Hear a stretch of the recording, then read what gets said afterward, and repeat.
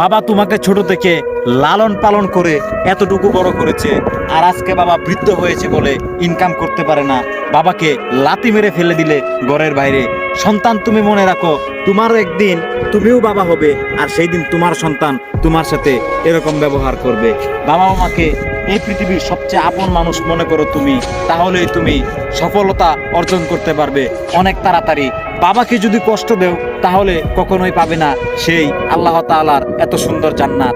একদিন তুমি আফসোস করবে, বাবার থাকবে না এই পৃথিবীতে, কাঁদবে, তখন কোনো লাভ হবে না। তখন শুধু তুমি কেঁদে যাবে, তখন তুমি মানুষের কাছে তোমার বাবার কথা বলবে, মূল্য পাবে না তুমি কোনোদিন। এখন থেকে সময় আছে, তোমার বাবাকে সম্মান দেওয়ার যতটুকু সঠিকভাবে শিখে নাও।